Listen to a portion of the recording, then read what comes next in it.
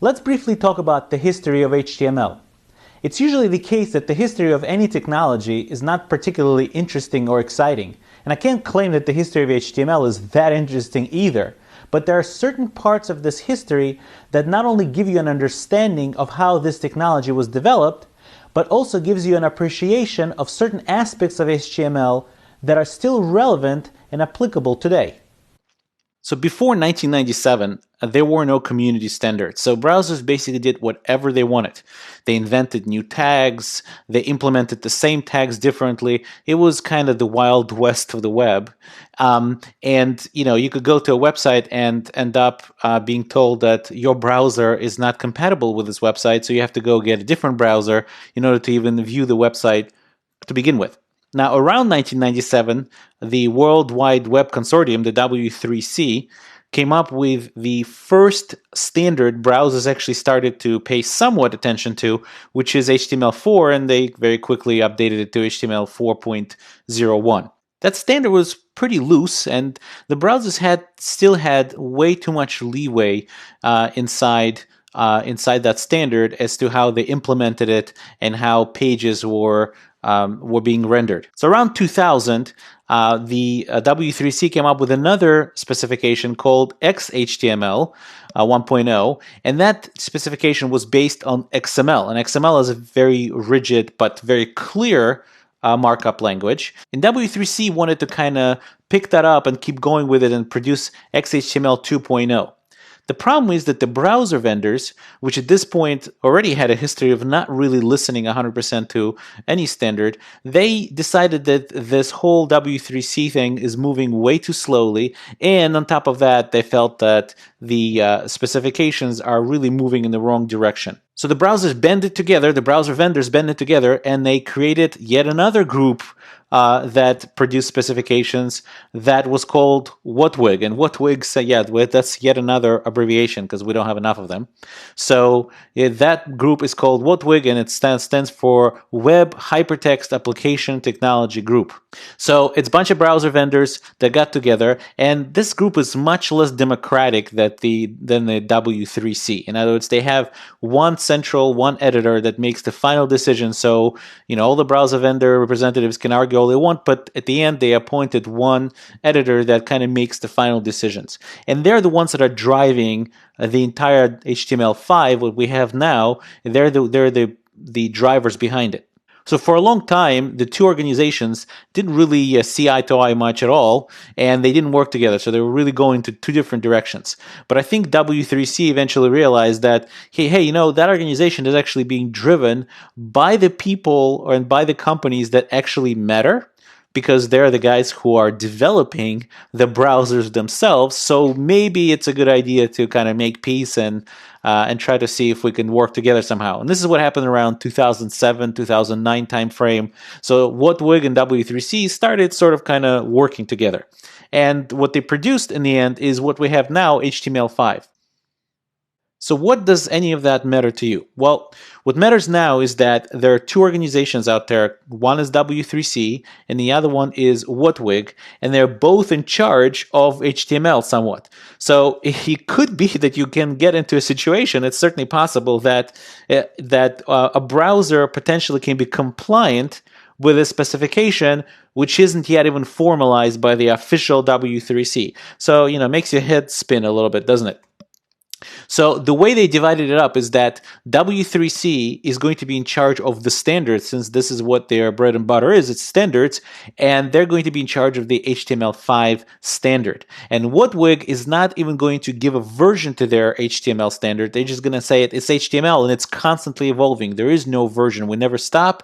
We keep evolving it. And WHATWG, since they're the ones that really implement the browsers. So what W3C does is it kind of cherry picks some of the more successful things that are actually kind of start to be implemented by the browsers, and they slowly bring it into the official standard. So the point of this quick history lesson is that this whole thing is a bit of a muddy waters, and it's kind of hard to keep track of, well, what is the browser supposed to be compliant with?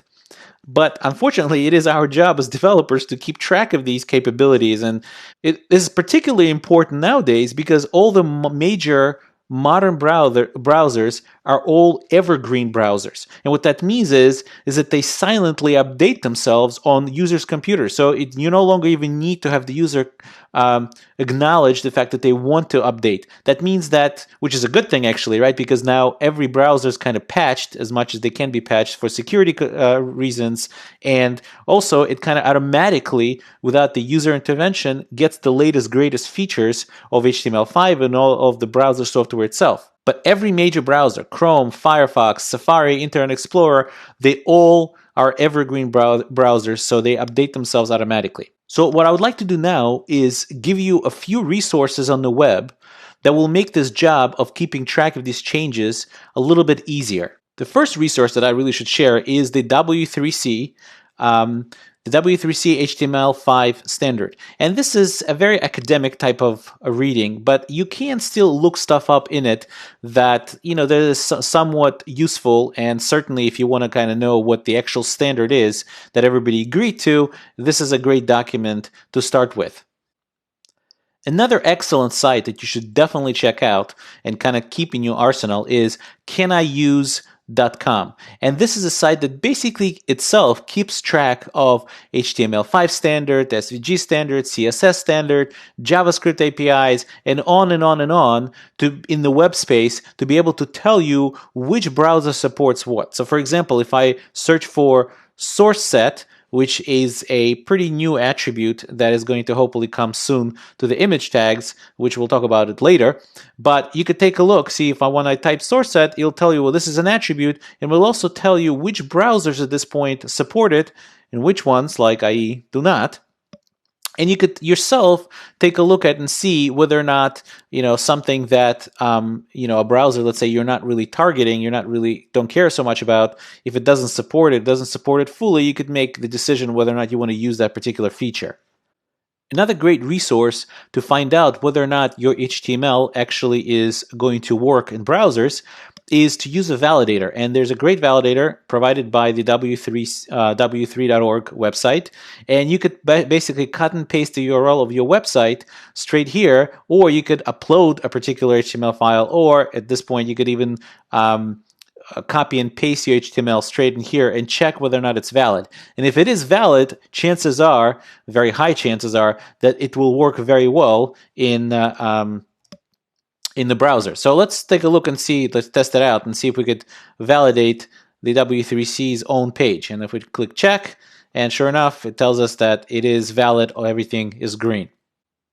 Now, when you write web pages in the real world, you can't always say that I'm just going to go ahead and try to support every browser that exists in the entire webosphere. And that's not going to work because there are just so many of them, and some of them are so outdated. So it's always a good idea to check the browser statistics and to see, certainly if you're in an organization that you know all the browsers that are in that organization that are being used, all the browsers and browser versions, that helps. But if you're writing the web, writing an application for the entire web, it's good to know, well, which browsers are actually popular and which browsers are basically falling off the edge. And if you take a look here, this is a website, w3schools.com, gives you the browser statistics. And if you take a look here, in September of 2015, Chrome was basically crushing its competition. And you can see the next one is almost 3 times less market share than Chrome.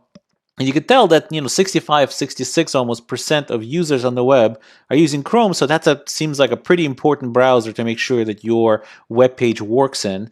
And if you're all the way at 1.4% of market share, if there's some feature that you really, really want to implement, and all the other browsers implement it, but one of them that has such little market share doesn't implement, well, you might want to decide to go with it anyway. This is something that you can make a decision about. And last but not least is Google.com or any other really search engine that you would like to use. I don't think there's a day that goes by that in web development that you don't have to look something up on the web. And this is just part of the day-to-day business. And if you're going to be in web development, you kind of have to get used to the fact that you have to constantly look things up. Things are constantly changing, and obviously no human being can know it all by themselves. So to summarize, we went over somewhat relevant, hopefully, history of HTML and kind of saw how it affects us as developers even today.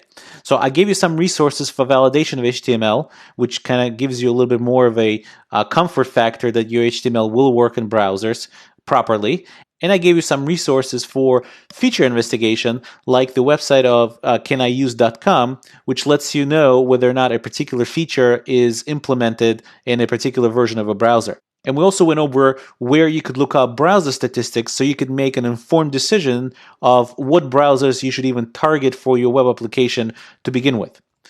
Next, we're going to talk about the anatomy of an HTML tag. We'll take it apart and see what an HTML tag is and how to properly code it.